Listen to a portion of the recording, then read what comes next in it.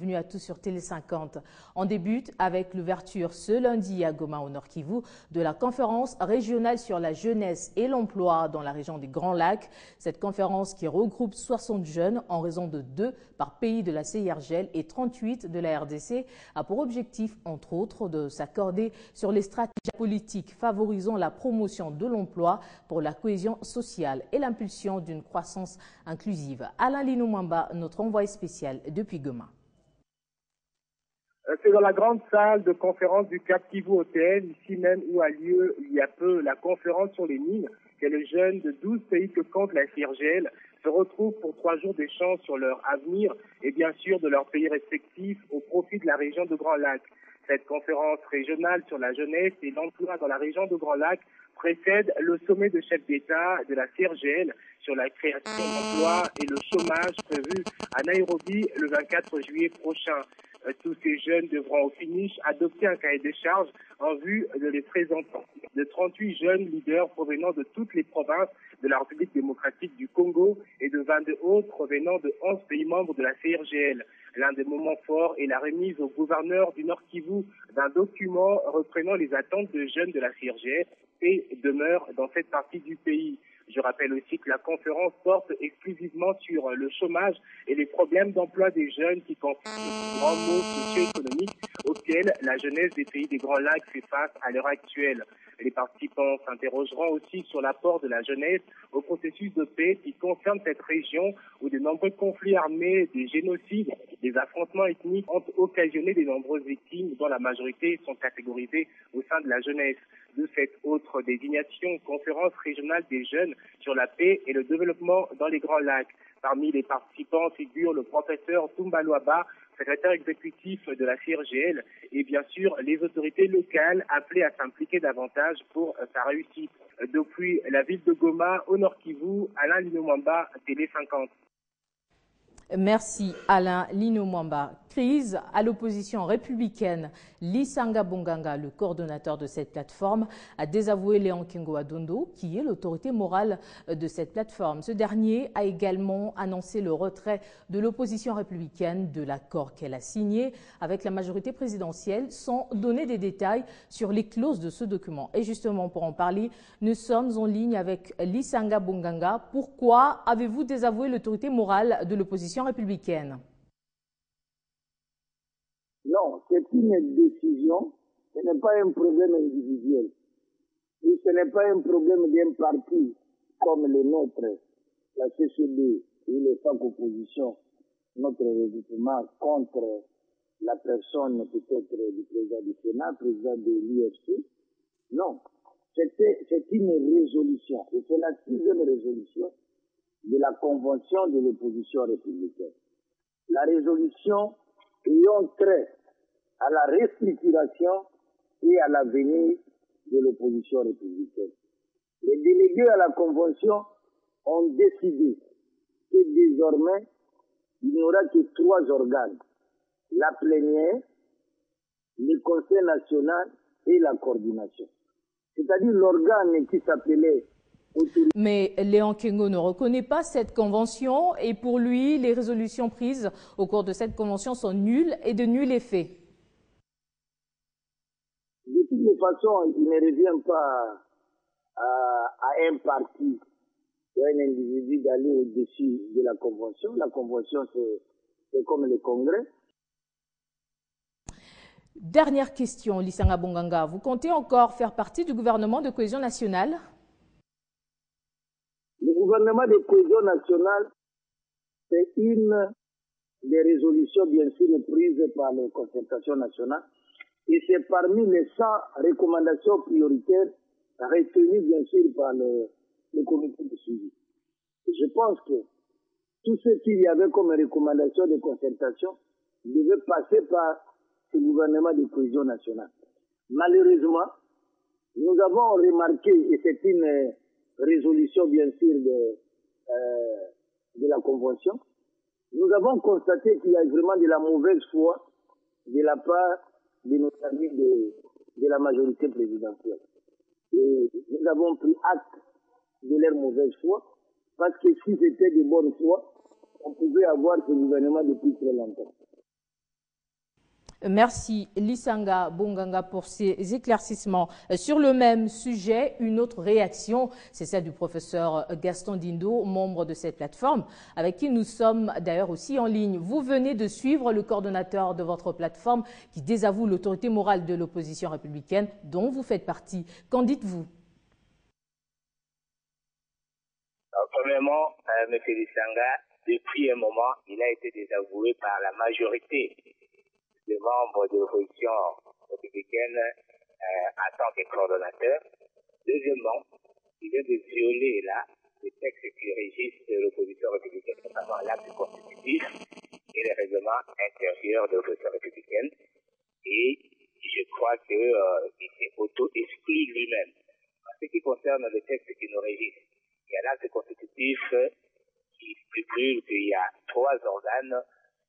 Il y a l'autorité morale, il y a le Conseil national qui est l'Assemblée des présidents des partis et des plateformes, et puis il y a la coordination dont les structures devraient être mises sur pied. Là, on est en discussion pour mettre toutes ces structures-là sur pied. Il y a les règlements intérieurs de l'opposition républicaine qui stipulent clairement que c'est seulement le Conseil national, donc l'Assemblée des présidents des partis et des règlements politiques, qui peut convoquer des têtes assises comme convention, comme congrès de l'opposition, et 2/3 des membres de cette assemblée devraient se mettre d'accord pour convoquer ces assises. Donc ce que M. Lisanga a concocté la semaine dernière est dans l'irrégularité absolue. On remarque apparemment une controverse. Peut-on donc parler aujourd'hui d'une crise au sein de l'opposition républicaine? Lisanga a voulu entretenir la crise depuis bientôt 2 mois. Vous vous souviendrez qu'il y a un moment, il avait fait une déclaration qu'il était en conflit contre le président Kengo. Il lui a demandé de faire être sorti. Il n'a pas fait. Après ça, il est allé s'excuser contre le président Kengo. Et nous savons très bien qu'il est manipulé par des personnes qui redoutent la mise sur pied de gouvernement de cohésion nationale. Nous avons des preuves là-dessus. Et là, finalement, il s'est fait dévoiler lui-même au grand jour. Et nous allons mettre fin à son petit jeu là qui joue de petit malin. Merci Gaston Dindo pour ces détails. Parlons Troïka stratégique à présent. La 20e réunion présidée par le Premier ministre Matata Ponyo a été consacrée à la revue de la conjoncture économique nationale et internationale, aux déclarations du conseil d'administration de l'ITIE sur les RDC, ainsi que le rapport des dépenses effectuées tout au long du mois de juin. Ces dépenses sont évaluées à 325 milliards de dollars américains. Elles seraient à la base de la baisse du niveau de réserve internationale. Le compte rendu avec Patrice Kitebi, ministre délégué aux Finances. Globalement, on peut retenir, pour ce qui est de l'aspect conjoncture internationale, que la Banque africaine de développement a sorti son rapport sur les perspectives économiques qui montre que les économies africaines vont continuer à être résilientes comme elles l'ont été l'année passée. En 2013, la croissance était en moyenne de 4%. Cette croissance va aller jusqu'à 5%.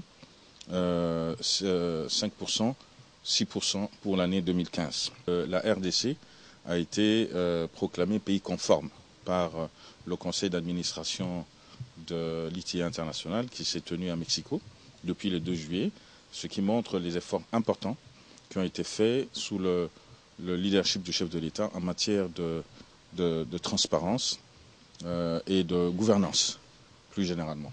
Le problème que nous avons en matière internationale concerne plutôt la tendance à la baisse de nos réserves internationales, mais ceci s'explique en partie par l'importance des investissements qui ont été faits, parce que sur la totalité des dépenses de 325 milliards du mois de juin, il y a pratiquement 90 milliards qui ont été dépensés à la fois sur les investissements, 54 milliards, notamment dans le domaine des parcs agro-industriels, notamment dans le domaine de l'éducation. Mais il y a aussi, pour presque 36 milliards, des fonds destinés au paiement de la dette publique. Donc, raison pour laquelle, de ce point de vue, il y a eu un léger recul. Dans l'actualité également, le rapport de mi-parcours du nouveau groupe d'experts des Nations Unies dont le mandat a été renouvelé en mars dernier vient d'être rendu public. Dans ce rapport, on apprend notamment que la branche du M23 qui se trouve en Angola se réorganiserait en l'absence d'avancées dans le processus de rapatriement au Congo et que ses membres circuleraient librement. C'est un rapport très court mais qui en dit beaucoup. Un rapport qui met surtout l'accent sur deux groupes armés, les rebelles hutus-rwandais des forces démocratiques de libération du Rwanda et les rebelles ougandais des forces démocratiques alliées. L'accent est mis aussi sur la mort dans des circonstances plutôt troubles du chef de guerre Mai Mai Simba Morgan qui s'était rendu aux forces armées de la République démocratique du Congo. Le groupe d'experts a visité à plusieurs reprises les camps des ADF Nalu, repris par l'armée congolaise depuis le début de son offensive en janvier. Il a récolté des centaines de pages de documents et d'enregistrements audio. Deux conclusions s'imposent. D'abord, contrairement à ce que disaient leurs prédécesseurs, les nouveaux experts onusiens n'ont trouvé aucun lien entre les ADF Nalu et Al-Qaïda ou les Shebab, ni aucune trace de soutien. Ensuite, le groupe croit que malgré les opérations menées par les FARDC, la chaîne de commandement et de contrôle des ADF reste intacte. Celle-ci a le potentiel de se reconstituer comme cela a été le cas après la précédente offensive en 2010. Et concernant les engins explosifs artisanaux retrouvés dans les camps des ADF, le groupe note qu'ils sont peu sophistiqués, ce qui ne permet pas justement de confirmer l'existence d'un transfert de compétences ou de savoir-faire à d'autres groupes comme Al-Qaïda ou les Shebab. Parlons infrastructure. Bonne nouvelle pour les commerçants du marché de Lufuntoto au Bas-Congo. Le pont qui sépare le poste frontalier de la RDC et celui d'Angola où sont menées d'intenses activités commerciales est à nouveau opérationnel. L'inauguration de cet ouvrage a eu lieu le week-end dernier par le gouverneur Jacques Mbandou. Nanou Mavungu, Arlette Matondo.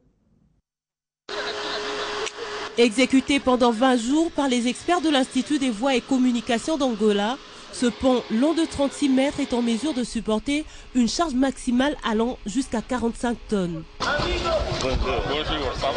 En présence de son homologue de la province du Deux-Zaïre d'Angola, Jacques Mbandou, gouverneur du Bas-Congo, a loué les relations de bon voisinage qui existent entre ces deux pays. Ces premiers contacts qui se déroulent au pont Louf va nécessairement se poursuivre à Mbanza-Congo et à Matadi pour raffermir tous les liens que nous voulons fructuer entre nos deux provinces. Ce qui est important, c'est que ces ouvrages puissent servir pour le bien de nos deux peuples. Soyez-en persuadés que toutes les mesures seront prises du côté congolais pour qu'il n'y ait pas surcharge sur ces ponts. Après la traditionnelle cérémonie inaugurale de l'ouvrage, les délégations de ces deux pays ont assisté à la traversée du tout premier véhicule en provenance d'Angola, question de rassurer aux usagers la solidité de ce pont. Autrefois, le marché de Loufou avait connu une rupture pendant 3 semaines suite à l'effondrement de ce pont. C'est donc une bonne réalisation pour les marchands. Et pour couronner le tout, un dîner a été offert par les autorités angolaises.